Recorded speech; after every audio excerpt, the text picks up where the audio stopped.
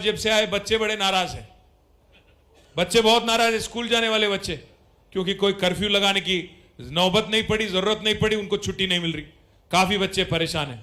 मैं बट एक चीज तो जरूर कहूंगा, आज तेलंगाना जो मिसाल के तौर पे हिंदुस्तान में बात किया जा रहा था, जिसकी जिक्र की जा रही थी, आज जब से कांग्रेस की दौर आई 1 साल से आज क्या हो रहा है आप मेरे से बेहतर जानते हैं। मैं गया था किशन बाग, बहुत दूरपुरे कॉन्स्टिट्यूंसी में, हमारे बहन और भाई तेलंगाना भवन चल के आए, वहां से जो मूसा के इतराफ में, मूसा नदी के इतराफ में आके बोले भाई हमारे साथ नाइंसाफी हो रहा, पट्टा हमारे को हुकूमत दी, परमिशन हुकूमत दी, आज हमारे को बोल रही कब्जा करे बोल के हमारे को बोल रही, हमारे को हकालने की कोशिश कर रही, आप आओ हमारे यहां। अच्छा आप वहीं से आए, तो हम लोग गए वहां पे, देर रात को 9:30-10 बजे हमारे बहनें और हमारे भाई काफी बड़े तादाद में बाहर निकले और हमारे साथ बस उनका बस एक ही बात कहना था, बोले कि साहब हम समझ गए कौन तेलंगाना के खिदमत करने वाले, तो कौन तेलंगाना के हिफाजत करने वाले हैं और कौन तेलंगाना के दोस्त हैं, हम समझ गए भाई, हम आपके साथ रहेंगे, आगे चल के भी आप हिम्मत से लड़िए। इसलिए चाहे वो मूसा और हाइड्रा के बारे में हो, चाहे वो कोडंगल में जो आजकल एक जंग छेड़ी इस बेवकूफ सरकार ने उसके बारे में हो, चाहे कोई और मसाइल के बारे में हो, पिछले एक साल में हमने पूरी तरह से कांग्रेस पार्टी का जो 420 वादे, 6 गारंटी और हथेली में जो जन्नत दिखा के हर कुछ चीज वादा करके, हर चीज वादा करके जो वोट लिया, उसके बारे में 1 साल से चाहे कितने धक्का हमारे को मारने की कोशिश करे, फिर भी हम हटे नहीं, लड़ते रहे। मैं आपसे बस एक ही चीज रिक्वेस्ट करूंगा, बॉक्सिंग में जो खेल है, बॉक्सिंग में कहावत है, आप कितना जोर से पंच मार सकते हो ये कोई बड़ी बात नहीं है, उस बात को लेके जंग जीती नहीं जाती। आप जितना जोर का पंच लेके भी गिर के भी फिर उठोगे, तभी आपको आगे जाके आपको फिर एक बार जीत हासिल होगी।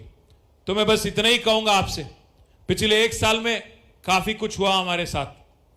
3 दिसंबर यही वाला दिन शायद, और आज 4 दिसंबर है, 1 साल पहले असेंबली इलेक्शन में 4 लाख वोट से हार गए, सिर्फ और सिर्फ 4 लाख वोट, फर्क ज्यादा नहीं था, पर जमहूरियत में 4 लाख भी काफी बड़ी फर्क है, तो हार तो हुई। उसके बाद 3 दिन बाद केसीआर साहब का फ्रैक्चर हो गया, 3 महीने बाहर नहीं निकल पाए केसीआर साहब। फिर बाद में मेरी बहन कविता को अरेस्ट कर लिया, गिरफ्तार कर लिया, 5.5 महीने दिल्ली में जेल किया। कुछ बेवकूफ लोग कहते हैं कि हमारा मोदी के साथ कोई दोस्ती है। भाइयों मैं पूछना चाहता हूं, अगर कुछ था हमारा उनके साथ या अभी कुछ है हमारे उनके साथ, तो क्या हमारी बहन को 5.5 महीने हम जेल में रहने देते क्या?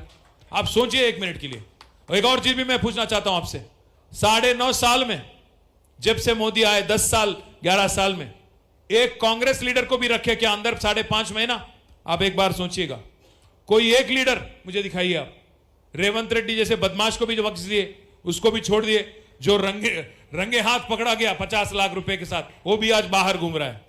पर हमारे पार्टी के लीडरों को आज केस लगाए जाते, गिरफ्तार, ईडी, सीबीआई, आईटी और बाकी एजेंसीज हमारे पीछे पड़े हुए हैं। साथ ही साथ पार्लियामेंट इलेक्शन में भी हमारी हार हुई, 10 एमएलए छोड़ के चले गए, धक्का पे धक्का।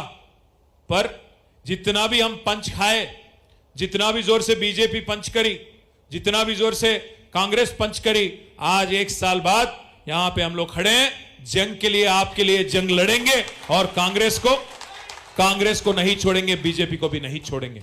आपसे एक वादा है, और एक बात भी मैं आपको सोचने के लिए मजबूर करना चाहता हूं। आप 1 मिनट के लिए इत्मीनान से सोचिए कि हो क्या रहा है आज तेलंगाना में। हाइड्रा की जब बुलडोजर की राज जब यहां पे शुरू हो गई, गरीबों के घर पे, गरीबों के झोपड़पट्टी पे जब बुलडोजर आ गई, तो हम लोग उसका मुखालिफत कर रहे थे।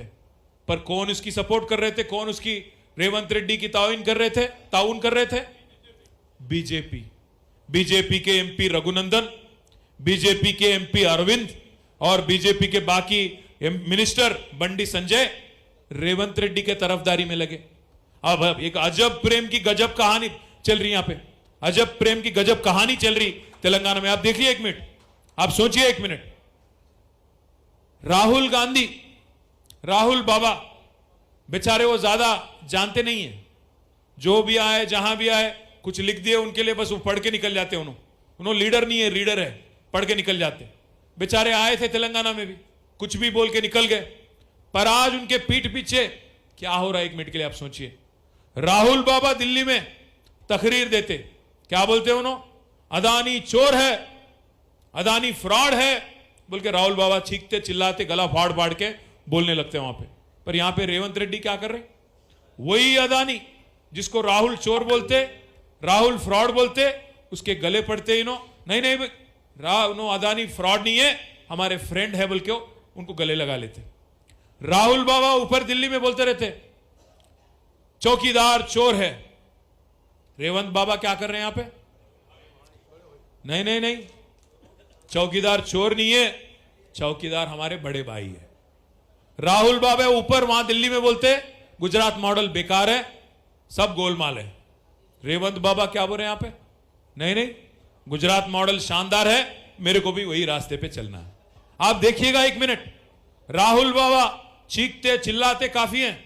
जहां बुलडोजर चलती उत्तर प्रदेश में, राहुल काफी शोर मचाते।